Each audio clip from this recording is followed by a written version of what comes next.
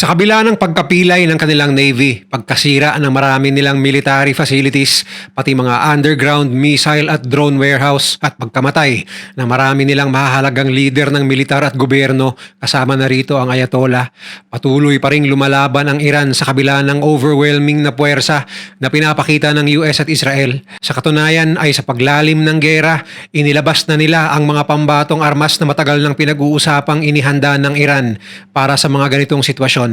At ito ay ang dancing missile at ang cluster munition. Anong klaseng mga armas ito?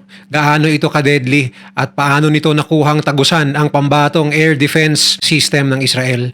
Sa kabilang banda, dalawang mahalagang opisyal na naman ng Iran ang nalagas sa latest na pag-atake ng Israel. Sino ang mga opisyal na ito? Gaano sila kahalaga sa operasyon ng Iran laban sa US at Israel? At paano sila napatay? Yan ang pag-uusapan natin ngayon dito lang sa Mr. Goodbye! Sa panig ng Iran, ang gerang ito ay tila David versus Goliath kung titingnan pagdating sa armas at military resources. Kaya naman kailangan nilang maghanap ng mga bagong diskarte upang labanan ang US at Israel. At isa sa bagong taktika ang unti-unting lumitaw sa larangan ng digmaang ito. Isang taktika na nagbago sa paraan ng pag-atake ng Iran laban sa Israel. Ito ang tinatawag na dancing missile na mas kilala sa technical na pangalan na Sejil. Ang Sejil ay isang dalawang yugtong medium-range ballistic missile na gumagamit ng solid fuel. Ibig sabihin, hindi na ito kailangang lagyan ng gasolina bago ilunsad, kaya napakabilis nitong maipaputok kumpara sa mga lumang missile na gumagamit ng liquid fuel. Dahil dito, nababawasan ang oras ng babala para sa kalaban, isang kritikal na faktor sa modernong digmaan.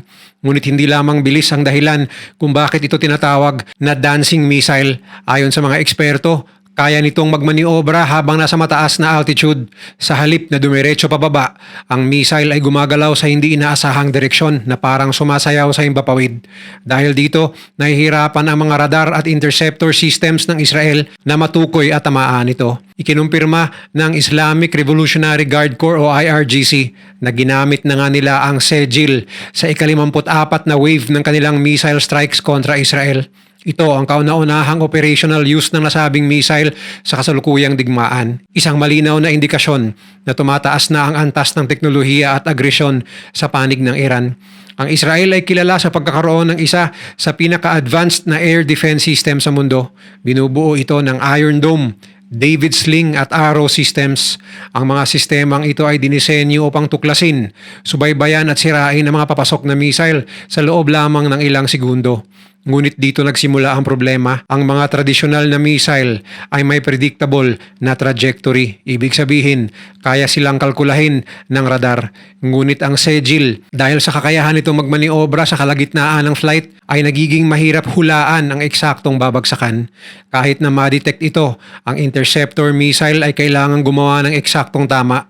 Isang bagay na nagiging mas komplikado kapag ang target ay patuloy na gumagalaw. Bukod pa rito, ang Sejil ay may range na humigit kumulang 2,000 kilometers at kayang magdala ng payload na 700 kilos. Ibig sabihin, maaari nitong tamaan ang halos buong Israel mula sa loob ng Iran. Hindi na kailangang lumapit pa sa frontline. Sa mga unang araw ng paggamit nito, iniulat na ilang missile ang nakalusot sa Israeli defenses.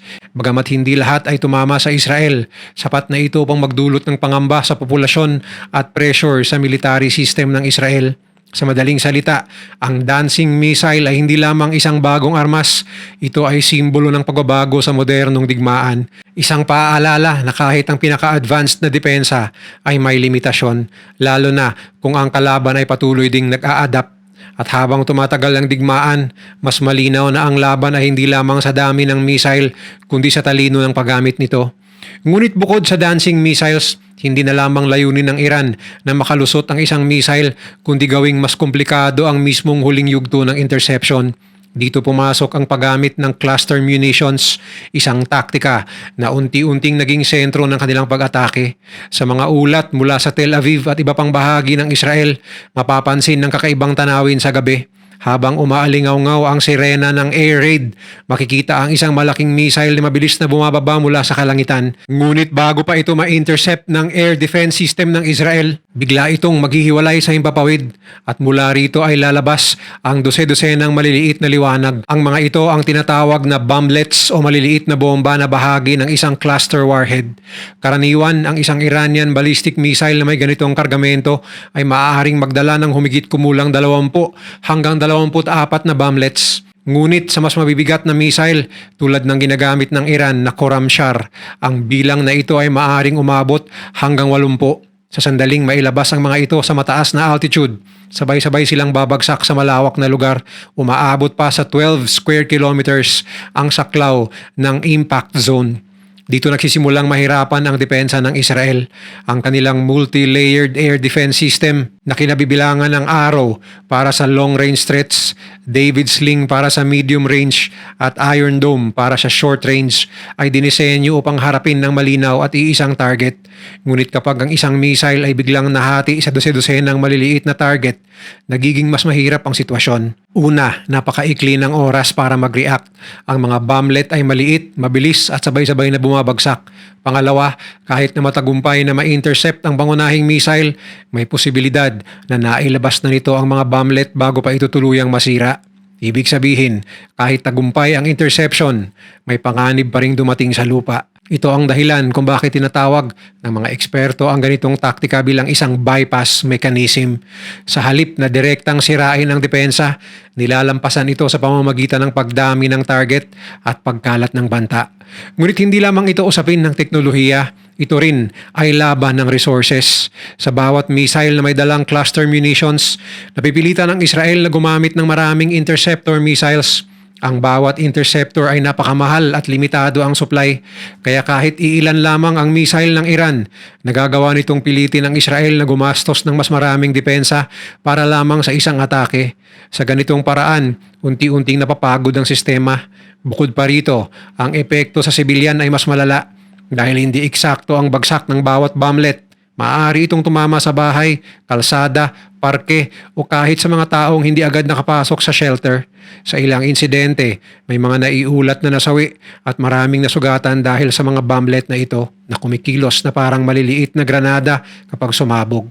Sa kabuuan, kung ang dancing missile ang unang sumira sa kakayahan ng Israel na hulaan ang trajectory ng isang banta, ang cluster munitions naman ang sumira sa kakayahan nitong kontrolin ang huling sandali ng depensa.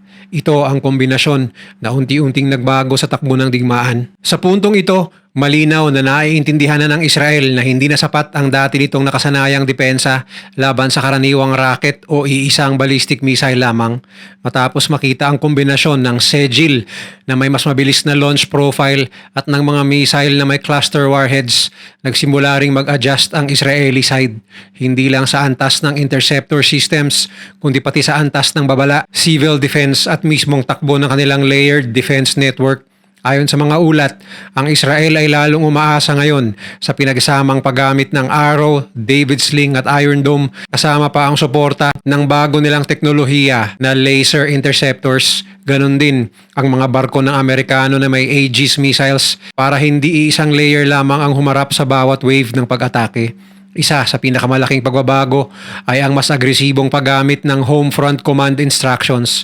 Sa mga opisyal na update ng IDF, makikitang paulit-ulit ang utos sa publiko na pumasok agad sa protected space kapag may alert at manatili roon hanggang may malinaw na utos na pwede nang lumabas.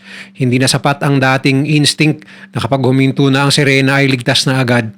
Dahil sa panganib ng cluster bomblets na maaaring bumagsak, ilang sandali pa matapos ma-intercept o masira ang pangunahing missile, mas naging mahigpit ang diin ng Israel sa utos na magtago hanggang safe nang lumabas. Kasabay nito, mas lantaran na ring ipinapaliwanag ng Israeli authority sa publiko ang klase ng banta na kanilang kinakaharap. Ayon sa mga ulat na karaniwang hindi binibigyan ng Israel ng maraming detalye ang publiko tungkol sa missile impacts, ngunit sa mga nakaraang araw ay sinadya na ng mga otoridad roon na turuan ng mamamayan tungkol sa panganib ng unexploded submunitions mula sa cluster bombs.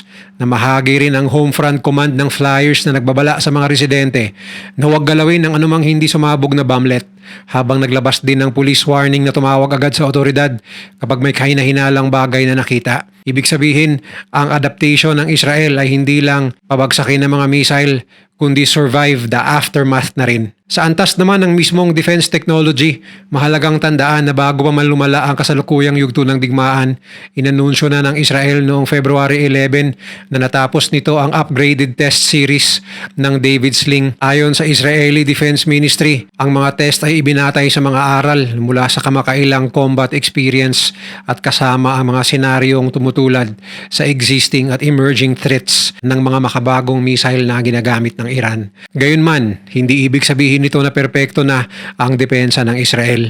Maging ang mga Israeli at international assessment ay nagsasabing kapag nailabas na ng cluster warhead ng mga bomblet sa mataas na altitude, napakaliit na ang magagawa ng depensa laban sa bawat pirasong bumabagsak. Kaya ang adaptasyon ng Israel ngayon ay may dalawang anyo. Una, subukang pigilan ang parent missile ng mas maaga at mas mataas pa sa trajectory. At ikalawa, bawasan ang casualty sa lupa sa pamamagitan ng mas mabilis na alerts, mas mahigpit na shelter discipline, search and rescue deployment at public awareness tungkol sa mga hindi sumasabog na bomba na bumabagsak sa lupa. Sa madaling sabi, natuto ang Israel na ang laban ay hindi lang sa himpapawid, kundi pati sa bawat segundo pagkatapos tumunog ang sirena. Habang tumitindi ang palitan ng missile sa pagitan ng Iran at Israel, isang mas tahimik ngunit mas kritikal na bahagi ng digmaan ang sabay na nagaganap, ang sistematikong pag-target sa mga pinakamahalagang leader ng Iran. Kung ang mga missile ang armas sa himpapawid, ang mga targeted strike naman ang sandata laban sa mismong utak ng operasyon. Sa mga pinakabagong ulat, kinumpirma ng Israel na napatay sa isang precision airstrike si Ali Larijani, isa sa pinakamataas na opisyal ng Iran. Siya ay nagsilbing National Security Chief at dating sekretary ng Supreme National Security Council, isang posisyon na may direktang papel sa paghubog ng military at strategic decisions ng bansa. Si Larijani ay hindi ordinaryong opisyal. Kilala siya bilang isa sa mga pinakamaimpluwensyang tao sa loob ng Iranian political at security establishment.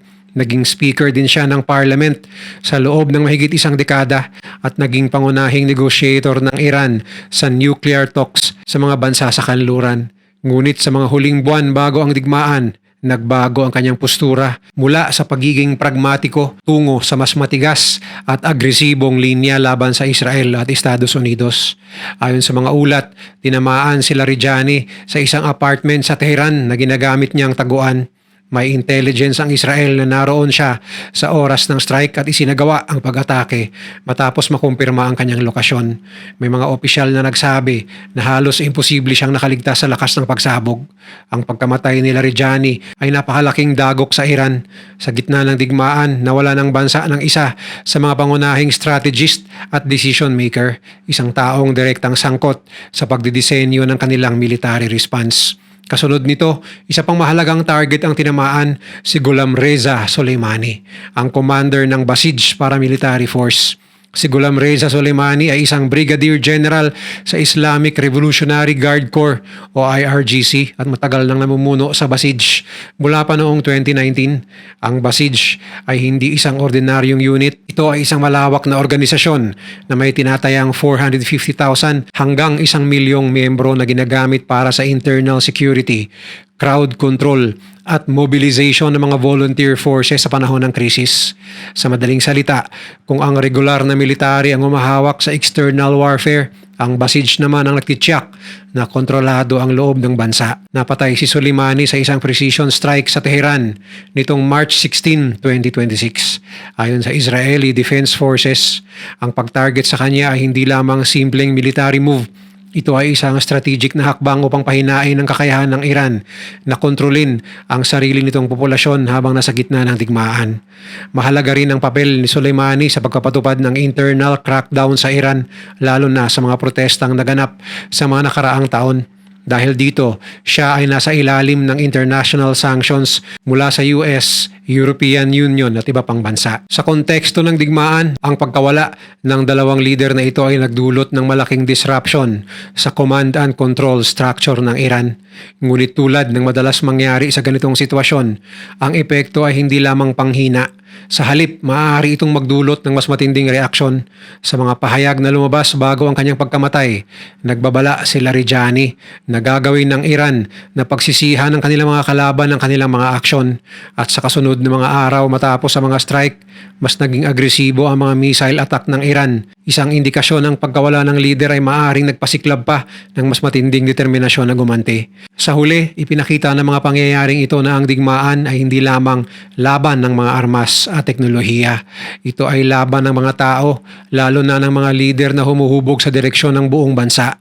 Sa kabuuan ng mga pangyayaring ito, malinaw na ang digmaan sa pagitan ng Iran, US at Israel ay hindi na maituturing na tradisyonal na labanan. Ito ay isang modernong uri ng digmaan kung saan ang teknolohiya, strategiya at psikolohikal na epekto ay sabay-sabay na ginagamit upang pahinain ang kalaban.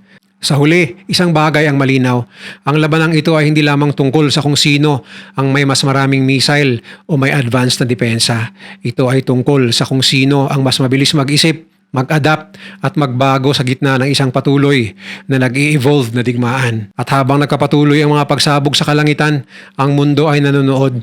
Dahil ang mga aral mula sa digmaang ito ay maaaring magtakda ng direksyon ng susunod na henerasyon ng global warfare. Kung nagustuhan mo ang video na to, share mo naman sa iba at mag-subscribe ka na rin.